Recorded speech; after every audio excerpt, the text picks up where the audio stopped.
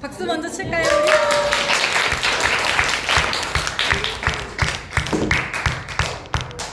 네, 제가 준비한 주도성 프로젝트 발표는 간략한 서양 철학사인데 목차는 먼저 이렇게 선택한 이유부터 철학자들까지 소개를 하면서 철학사를 짚어볼 거고요. 근데 시작하기 앞서서 이게 되게 기본적이고 기초적인 내용들이라서 엄마들은 대부분 다 아는 내용일 거라고 생각을 하는데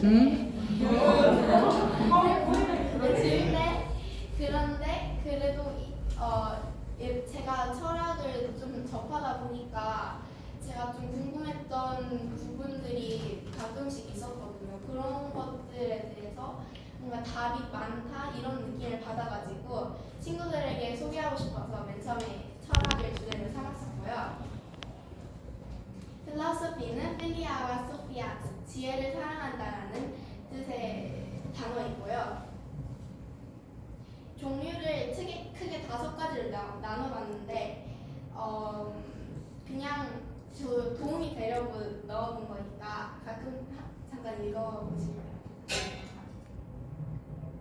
맨 처음은 소크라테스부터 시작을 하는데 소크라테스는 너 자신을 알라라는 말을 한마디로 진짜 우리 철학사에서 가장 중요한 인물이 되었잖아요.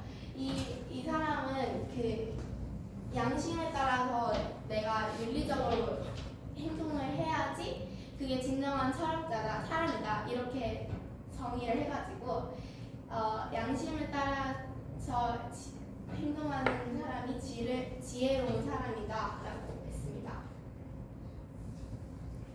이따가 플라톤이랑 뒤에도 한 명 나올 텐데 소크라테스의 제자이고 민주주의를 되게 싫어했어요. 왜냐하면 소크라테스가 민주주의 때문에 죽었거든요. 소크라테스가 되게 똑똑해가지고 여러 사람들을 길거리에서 가르치고 하면서 했는데 그 위에 있는 높은 사람들이 이렇게 하다가는 뭔가 소크라테스의 위치가 뭔가 지배적인 것 같다.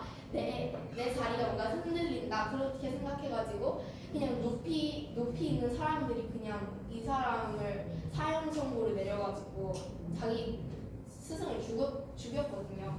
그래서 이 사람은 가장 센 한 명의 왕이 있는 나라가 제일 괜찮은 나라다 이렇게 했고 이데아라는 개념을 만들어냈는데 이데아는 이 뒤에도 엄청 많이 쓰이는 거라서 이데아라고 하면은 나무를 생각했을 때 떠올리는 이 나무의 그게 있잖아요. 그 나무는 도대체 어디에 있는 걸까? 저 길거리에 있는 건가? 아니면 저건가? 아니면 어디 있는지 모르잖아요.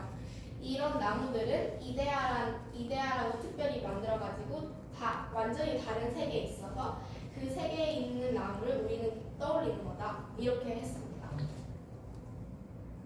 아리스토텔레스는 플라톤의 제자여서 소크라테스, 플라톤, 아리스토텔레스 이렇게 자르락 내려오는데 되게 완전 정반대의 철학을 했거든요. 왜냐면은 이 사람이 보기에는 이데아 그런 거는 진짜 세계에 있지도 않은 거고 우리가 실질적으로 도움이 되는 게 아니다라고 해가지고 현실적인 그런 내용들을 많이 생각했고요. 논리학의 기초를 만들었는데 3단 논법과 범주를 창조했거든요. 3단 논법은 간단하게 말해가지고 사람은 모두 죽는다. 강규하는 사람이다 하면 나중에 제가 죽게 되는 거랑 마찬가지잖아요. 그런 거고 범주도 그렇게 여러 문장들이 되어 있는 것을 키워드로 정리한 것을 뜻합니다. 중세가 오면은 철학이 사실 여러 영향력을 못 발휘해요. 그래가지고 철학은 그냥 기독교가 이데아를 사용해가지고 신이 있다라고 증거로 쓰려고 했던 거지 사실 뭐 크게 영향력을 못 발휘했지만 이 아우구스티누스나 토마스 아퀴니스는 되게 중요한 사람입니다. 근데 따로 적진 않았어요. 그리고 근대에 와서는 이렇게 생각이 모두 바뀌잖아요. 다시 인간이 세계의 중심이 되고 신은 좀 이렇게 가죠. 그래가지고 데카르트가 근대 철학사를 연 사람이라고 저는 생각을 하는데 이게 제가 제일 철학을 배우면서 제일 와닿았던 그런 문장이 있어요. 왜냐면은 가끔씩 진짜 말도 안 되지만 외계인이 우리를 막 납치해가지고 뇌만 분리한 상태로 전자기파를 쏘아가면서 우리를 이런 세계에 만들게 할 수도 있잖아요. 너무 현실적이지 않지만 그럴 수도 있는 일이잖아요. 그래서 그냥 저도 갑자기 침대에 누워있어 자기 전에 내가 이렇게 살아가는 게 진짜 오늘 있었던 게 진짜 있었던 일이고 내가 내일도 살아갈 거라는 게 맞는 건지 뭐 그런 생각을 혼자서 좀 했거든요. 근데 데카르트도 좀 그런 생각을 했었던 것 같아요. 그래가지고 나는 생각한다. 왜냐면 내가 생각하고 있는 이 사실만큼은 진짜잖아요. 그래서 제 자신을 증명하고 이 세계를 증명해가지고 네 근대 철학자라는 인물입니다.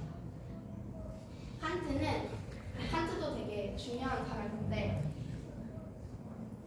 칸트는 우리 지식은 머릿속 안에 있대요. 그래가지고 1 더하기 1은 2 이런 내용들은 우리 머릿속에 이미 알고 있었던 것이고 태어났을 때는 몰랐지만 나중에 배워가면서 그 위에 깨달음을 얻는 것이라고 생각해서 그렇게 했지만 알 수 없는 지식 있잖아요.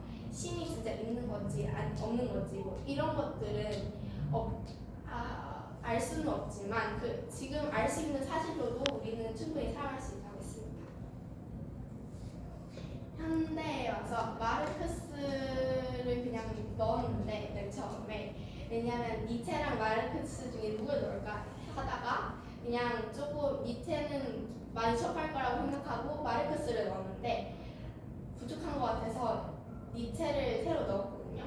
그래서 이따 그것도 알려드리고 마르크스는 공산주의라고 해가지고 다 아실 거라고 생각하고 인간의 전략상 외부 환경이 인간을 만든다고 했는데 제가 예를 들어가지고 엄청 돈이 많은 사람이 가가지고 신발 가게를 갔는데 막 거기에서 특급 대우를 해주면은 저는 제가 엄청 돈이 많고 가치 있는 사람인 거라 생각을 할 수 있을 텐데 근데 제가 되게 가난하고 돈도 없고 그런 사람일 경우에 신발 가게에서 일을 하는 사람이다 하면 자신의 가치가 너무 빈약해 보이잖아요. 그래가지고 인간은 외부 환경이 내 모습을 만들어간다라고 했고 이거는 저도 좀 동의하는 바입니다. 그리고 계급투쟁에 대해서 얘기했는데 자본주의 시대를 살아가고 있잖아요 우리가. 근데 솔직히 말해서 자본주의도 너무 많은 문제점들이 있고 빈부격차가 계속 더 심해지잖아요. 그래가지고 나중에는 자본주의도 무너질 수 있다 이렇게 해가지고 자신이 공산주의를 만들어낸 것이고요. 공산주의는 지금 실패를 했지만 그래도 저희도 이제 자본주의만을 믿지 않고 좀 새로운 방향의 것들을 생각해봐야 한다 생각합니다. 그래서 니체도 넣었고요. 니체는 신은 죽었다라고 하는데 신은 우리가 고대 이데아부터 끝까지 계속 믿어왔던 절대적인 기준이잖아요. 근데 우리가 계속 그런 절대적인 기준에만 지나치게 의존을 하면은 우리가 우리의 삶을 뜻대로 살 수가 없다. 그래서 나의 삶을 살아라. 그래서 영원히 반복되어도 후회가 없을 만큼 살아라 라고 해가지고 열심히 살라고 얘기하는 거죠. 한 2명 남았는데 위트겐슈타인은 언어는 세상을 나타내는 그림이라고 해서 의자 하면은 이 의자를 가리키는 거잖아요. 그러니까 언어를 이해를 하면 세계를 이해할 수 있다라고 했었는데 사람이 되게 천재여가지고 여러 재능을 가지고 있었는데 많은 유산이랑 그런 기회가 있었음에도 불구하고 이 사람은 아니다 괜찮다 하고 초등학교 가가지고 10년간 일하다가 다시 철학으로 왔어요. 와가지고는 자기가 했던 말을 그대로 비판을 했는데 단어보다는 맥락이 더 중요하다고 새로운 사상을 했습니다. 맥락이 뭐냐면 세은아 너 피아노 발표 죽인다 하면은 세은이 발표를 죽인다는 게 아니라 세은이 발표가 대단하다는 거잖아요. 그런 거니까 맥락이 중요하다. 이렇게 완전히 다른 두 사상을 낸 흔치 않는 인물입니다. 마지막 사르트르. 인간은 애초에 사는 이유가 없대요. 지우야 너 왜 살아?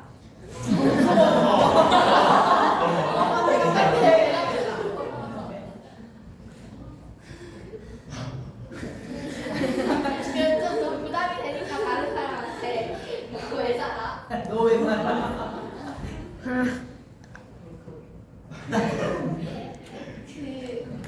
저는 가족도 사는 이유가 있고 나중에 제 미래가 어떻게 될지 궁금하기도 하고 하는 그런 이유 때문에 살거든요. 원래는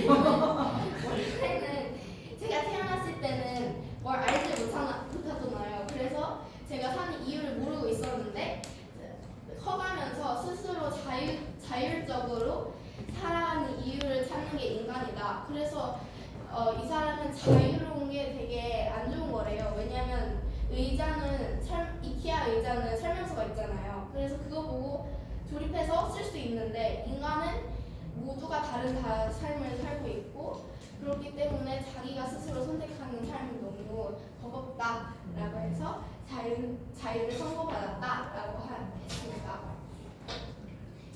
네, 마무리를 할 거고요. 철학은 고대부터 지금까지 모든 분야의 기반이 되었고 학문의 출발이 되어가지고 뜻깊은 학문이라고 생각하고요. 질문은 이따가